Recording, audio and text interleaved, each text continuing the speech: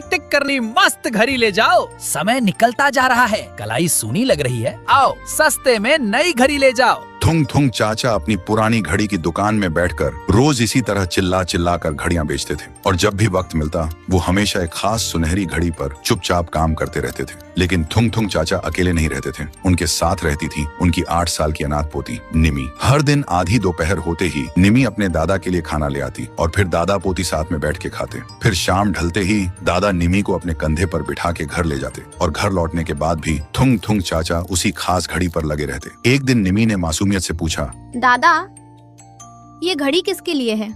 आप इसमें इतना वक्त क्यों लगाते हो? दादा ने मुस्कुराते हुए निमी के बाल सहलाए और कहा, ये तेरे लिए है बिटिया। जिस दिन इसकी धुन गूंजेगी ना, तुझे कभी अकेलेपन का एहसास नहीं होगा। ऐसा लगेगा जैसे तेरा दादा हमेशा तेरे आसपास ही है। पर वक्त को शायद कुछ और ही मंजूर था। कुछ महीनों बाद थुंग थुंग चाचा की तबीयत अचानक बहुत खराब हो गई। उन्हें शहर के बड़े अस्पताल ले जाना पड़ा, लेकिन जाते वक्त उन्होंने रोते हुए निमी से कहा, रोना मत बिटिया, मैं जल्द आऊंगा और तेरी घड़ी पूरी करूंगा। देखते ही देखते 2 हफ्ते बीत गए। गांव में खबर आई कि थुंग थुंग चाचा अब इस दुनिया में नहीं रहे। गांव वाले और पड़ोसी निमी को समझाते, अब रोना बंद कर दे निमी, दादाजी अब वापस नहीं आएंगे। लेकिन निमी को अपने दादा के वादे पर पूरा भरोसा था। वो हर रात उस अधूरी घड़ी को अपने सीने से लगाकर सोती। वो घड़ी सिर्फ एक खाली पीतल का डब्बा थी जिसमें ना कोई सुई थी और ना कोई मशीन। देखते ही देखते 1 साल बीत गया। निमी उस खाली घड़ी को देखते हुए रो रही थी क्योंकि उस दिन निमी का जन्मदिन था। लेकिन तभी अचानक उस घड़ी से बहुत धीमी सी आवाज आई, टिक टिक टिक,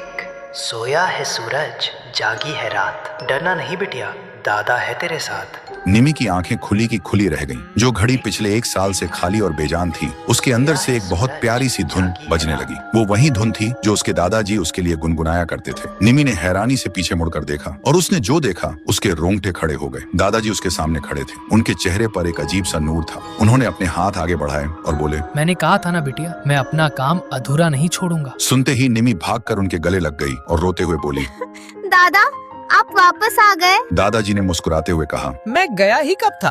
अब जब भी तू डर जाए या अकेली हो, बस इस घड़ी की धुन सुन लेना, मैं हमेशा तेरे पास रहूंगा। अब रोना नहीं।